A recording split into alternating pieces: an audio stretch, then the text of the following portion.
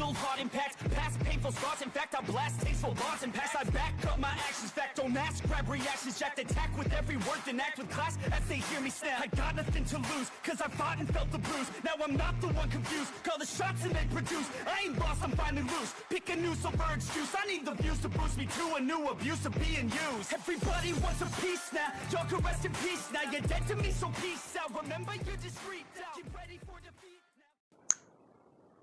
now. Alrighty. Hello everybody. This is Kirusho here, and now, whenever we last left off with this series, we had Izuku Midoriya and Katie McKenna. These two, in the last part, encountered Overhaul a bit earlier than in canon. Because Eri, she has escaped multiple times, and I am assuming that she would have escaped again. Along with that, you do have Katie. Her fiery temper and, well, intuition, along with Midoriya's dangerous sense, did allow them to understand the situation.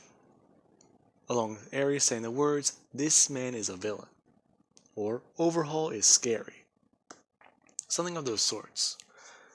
Now, with that being said, she was brought back to UA, and now, Midoriya and his other fellow students are living in the dorms. As we do cut to one weekend, where everyone is chilling out. Midoriya, he is currently wearing a tank top and a pair of sweatpants.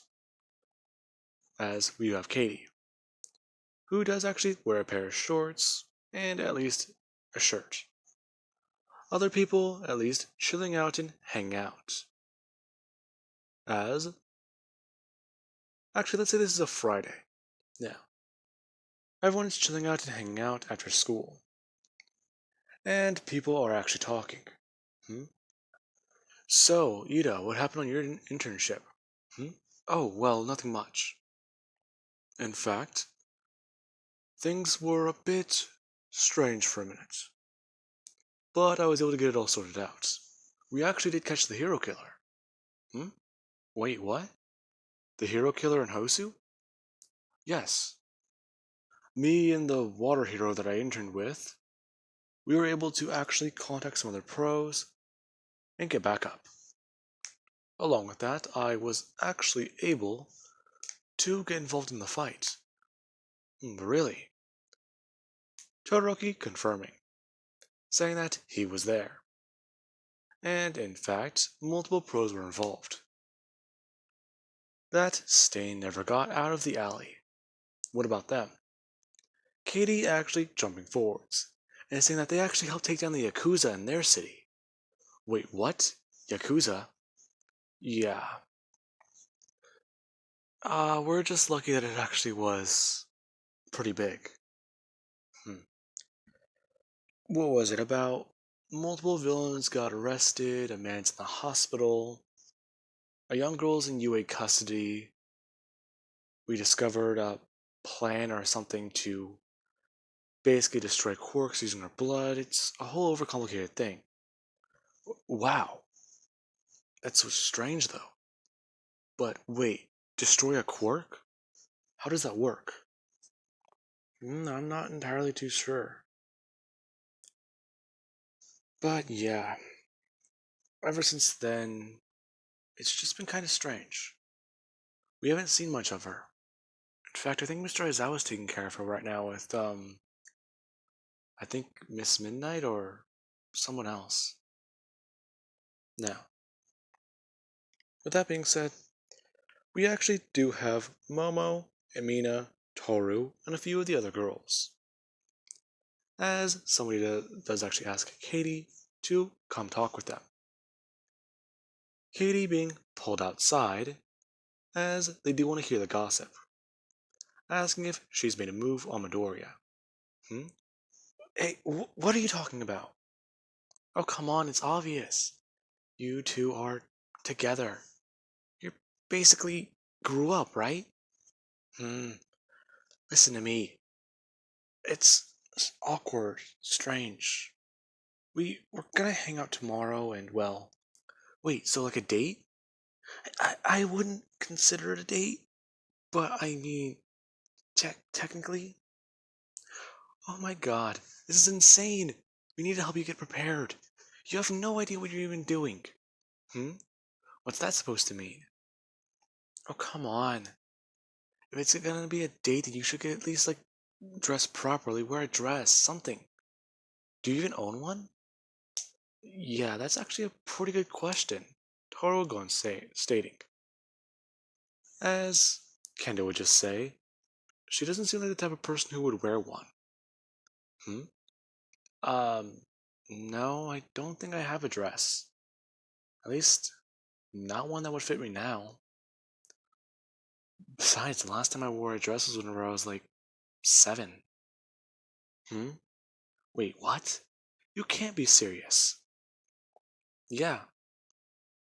Besides, I don't see what the big deal is. We're just hanging out. All the girls looking at each other, realizing that this is going to be a lot of work. Now, this would be whenever Kendo actually does walk back inside, asking to talk with Midoriya for a minute.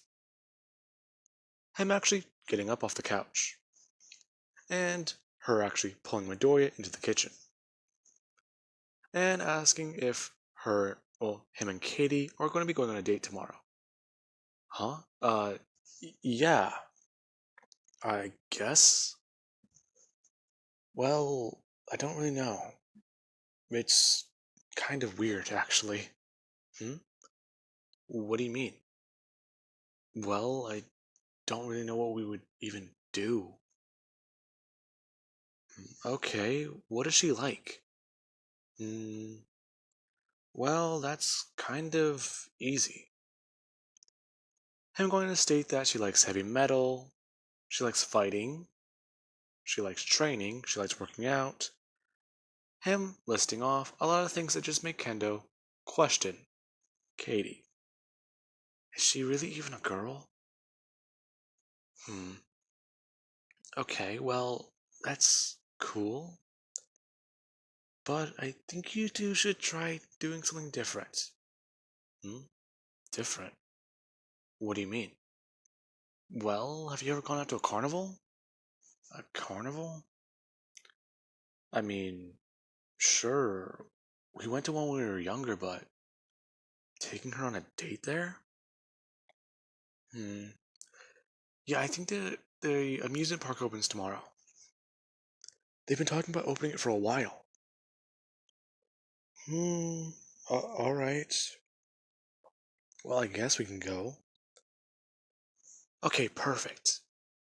So, we're gonna help Katie get ready tomorrow, okay? You just try to get nice. Hmm. Alright. Kendo walking away. As a few of the guys who were standing there, or at least watching the conversation, do just look at Midoriya. Him feeling a bit awkward. Now, we do have the next day, where everyone is helping these two get ready. It feels kind of weird. Katie, she's borrowing a dress from Yairozu, helping to get makeup done, and well, someone's doing her hair. Her usually keeping it tied back with, well, something simple. However, she's discovering a curling iron. Yay. Anyways, now, with that out of the way, they do get Katie dressed properly. And Midoriya, he does at least wear something simple. Now, with that, Midoriya, he is waiting downstairs. As the girls do show off the makeover they gave Katie. As Midoriya, he actually does get up and walk over to the stairs. As soon as he does, he actually does see the girls showing off Katie. As she's basically sparkling. Midoriya does look up at her. She looks completely different. A girly. she's wearing a red dress. And, well, her hair's curled up. Well, they straightened. I want to say they straightened it first, then curled it, because I think that would be simpler. It's been a minute since I've had long hair. Anyways, just throwing that aside. Now, along with that, she also is at least wearing makeup, and does have lipstick on. Midoriya actually just frozen there for a second, as Katie does walk straight up to Midoriya. Now, he's wearing a flannel t-shirt, a pair of jeans, and some running shoes. As, well, the girls just stare at Midoriya, trying to capture his reaction with the camera. As Katie does ask him if he's, well, got anything to say.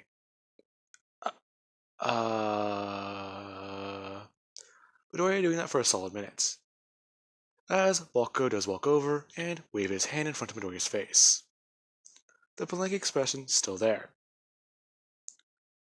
as Katie just tries to at least shake him out of it. Mina making the joke that they broke him. Now, with that, Midoriya does finally at least open his mouth, saying that she looks very beautiful.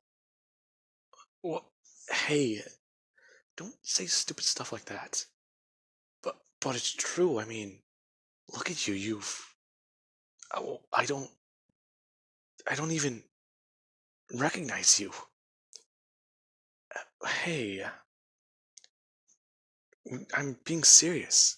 Katie, you're amazing. Her blushing, as the girls, they are all just watching this.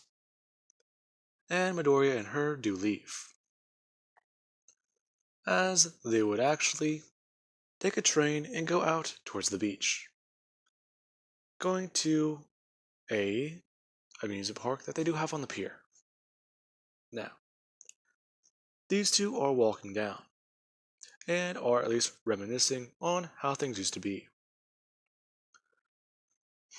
It's strange, I didn't realize they built on this place. Yeah, it's been a minute.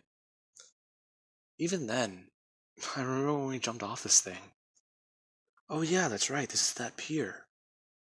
Our parents are so worried. That one guy mistaked you for a dude. Hey, don't make fun of me for that. At least not now. Yeah. I'm guessing the girls did your makeup? Yeah, they did. I don't even understand beauty products. Why do people wear them? It's just like a bunch of makeup that you hardly can ever get off your face. Yeah, I don't really get it either, but then again, I'm a dude. Yeah, well, Yairozu told me certain things I need to do to take this stuff off. And, well, the dress apparently I can keep. Even though it feels expensive. I mean, she's rich. Yeah, but still, I don't want to take this from her.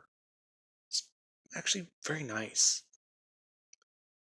Them passing by a game, and the guy there actually trying to taunt Midoriya to play.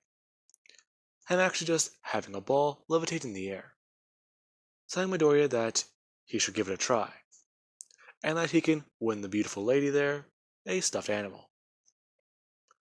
Or at least one of the, well, things he does have hanging there. Now, Midoriya, he actually does turn to look at the stall. There's stuffed animals there, there's, well, at least plushies of heroes. And then Katie does actually turn her attention to one of the higher graded prizes. Or at least one of the things you have to get a certain amount of points for to get. A giant stuffed plushie of the samurai hero. Her looking at that and just having stars in her eyes. As she just points to it, and Midoriya, he does just sigh. What was I expecting? Alright, fine. I'll play. I'll win it. Are you sure, Izuku? That game looks pretty... sketchy. Now, as Katie does say this, Midoriya does just put a certain amount of money down and pick up a ball. As he actually does pull his arm backwards and go to throw it. The when he does throw it, the man actually does at least move his finger. Him with his back turned to Midoriya. The moment he actually does move his finger, the ball slightly changes course, as it hardly hits a single bottle. Midoriya looking at that, and just saying that, "What? I missed?" As he does pick up the second ball, a bit annoyed, going to throw it dead center at one of the other things. As he does so, it does actually get turned slightly right this time, and hardly hits its target. As the bottle slightly moves, and another bottle falls over. What the hell? This is rigged, isn't it? I don't know what you mean, kid. The game's legit. You just suck at throwing. Alright, fine. How many points do I have to get that little thing right there? The big one? That's about 24. Right now, kid, you're at 2 and you got one more ball left. Alright, I get it. Midoriya says, taking the third ball and throwing it center mass. As soon as it does actually happen, the bottles get knocked over. And the man does tell Midoriya that he can pick from the bottom row right here. As Midoriya just does slam down another few dollars, saying that he'd like 3 more balls. Alright, kid. Tell you what. See the big one right there? That's 12 points. It being at the very back of the stall. As he does tell Midoriya that no one has ever been able to throw the ball hard enough to hit that, let alone knock over all the bottles. Alright.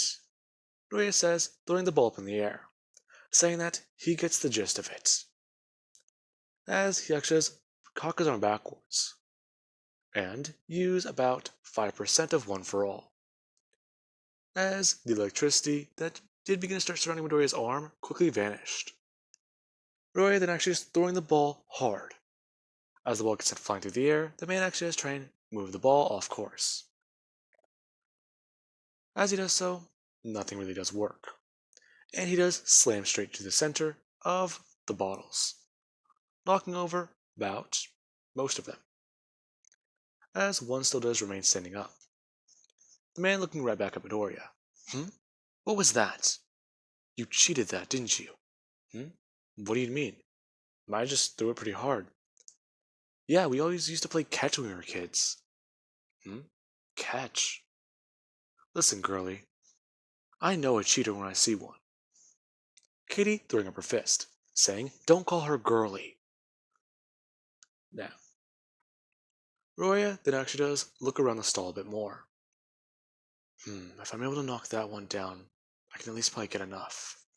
Then I can throw the third one and knock over one of these simple ones. Midoriya picking up the second ball and actually throwing it at 5%. The ball slightly gets turned off course, but still does hit its mark.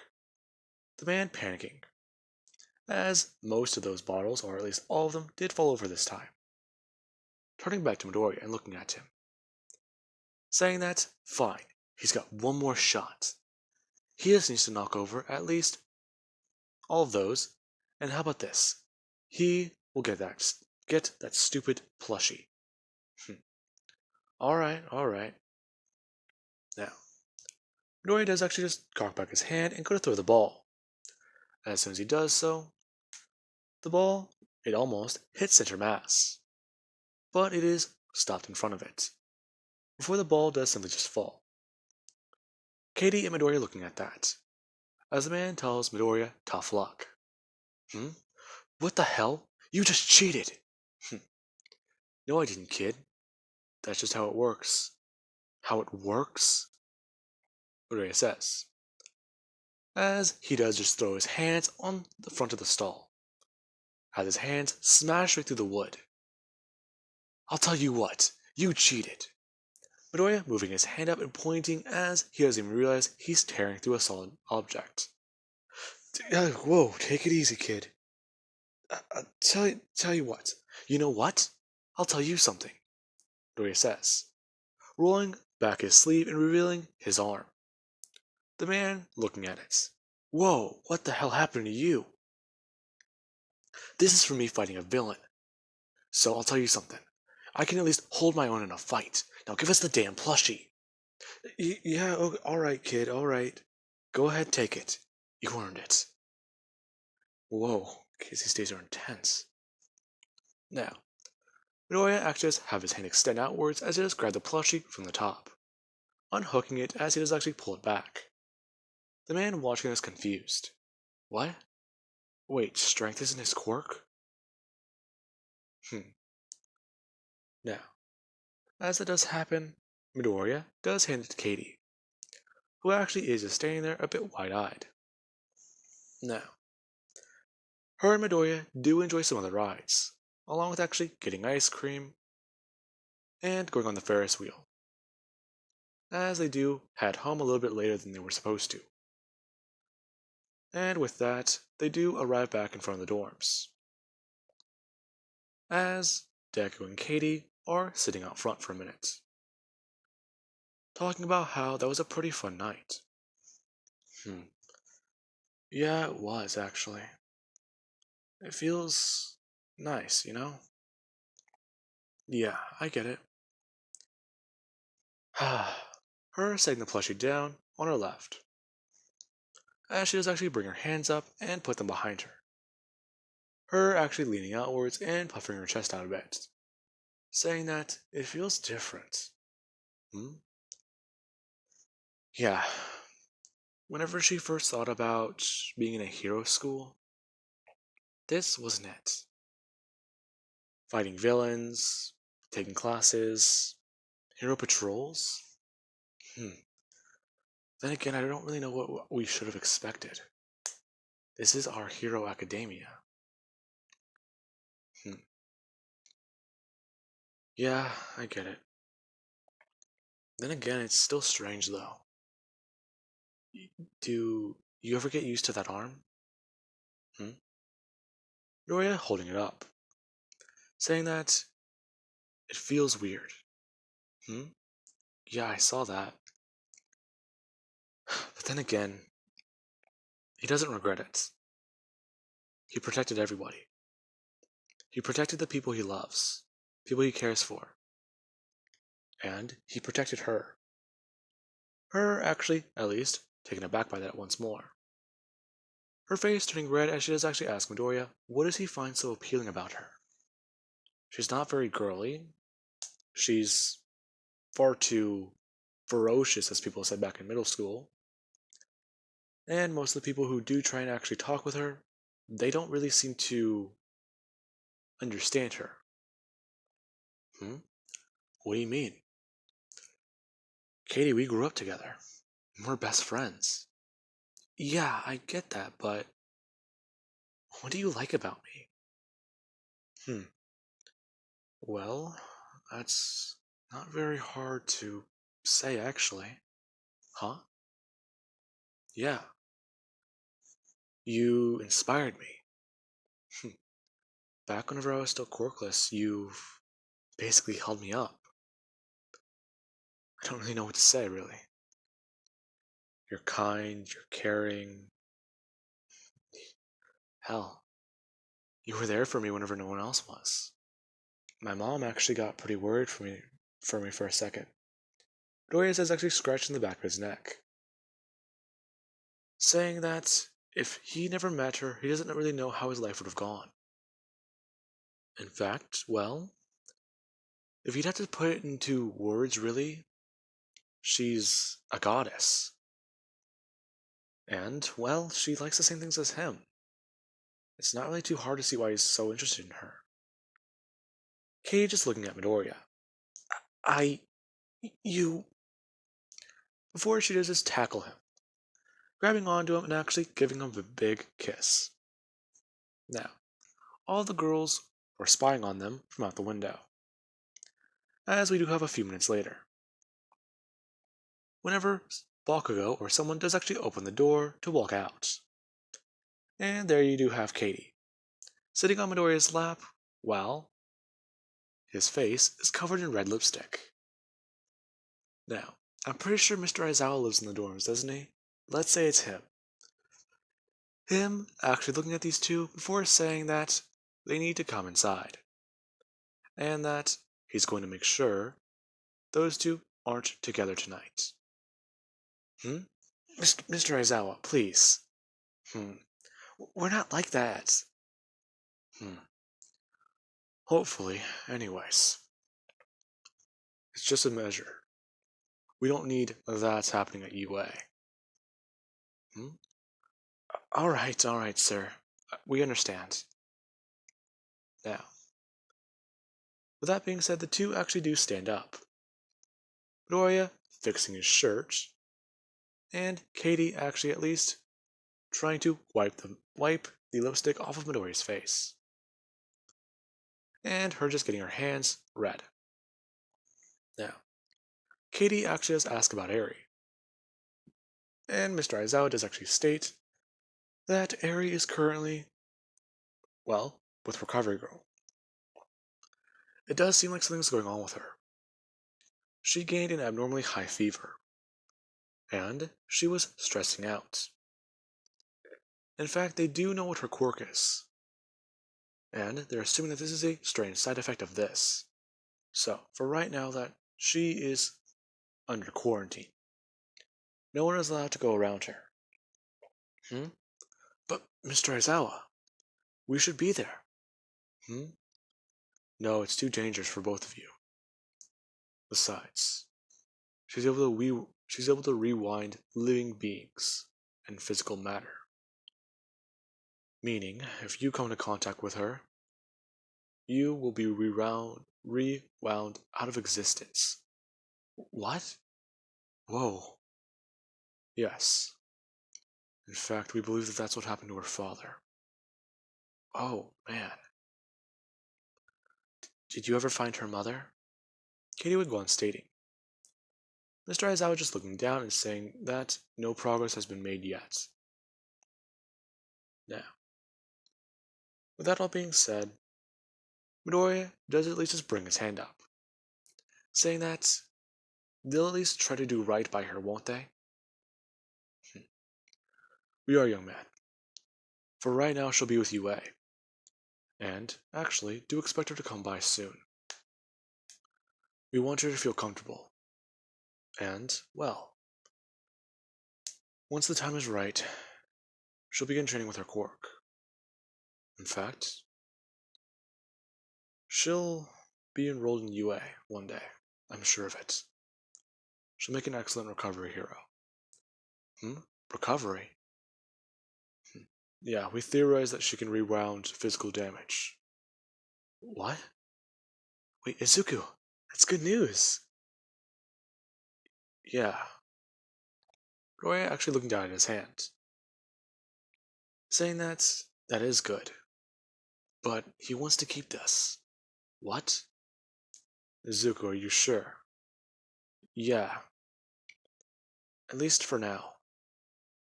If I keep this, it at least reminds me about my mistakes. That, and along with the scars on my legs and on my other arm. Midoriya actually holding up his right arm and actually pulling back the sleeve as much as he can. The right or the left forearm actually at least having a scar partially on it. Now, Mr. Aizawa goes on saying that once Eri can properly use her quirk, she can fix it. Midoriya is saying that would sound pretty good. That'll at least boost her confidence in herself. And he'll be waiting for that day. Now, the two then walk into the dorms. And well, Class 1A is there to at least tease both of them. Especially Midoriya because his face is covered in lipstick, and Katie, her face is turning red. Along with actually some of the guys staring at her. Now, Mina's kinda jealous about this. Since, well, there's a dumb look on a certain person's face. Now, with that being said, I do Hope you guys enjoyed, and have an amazing night. Catch you guys in the next part.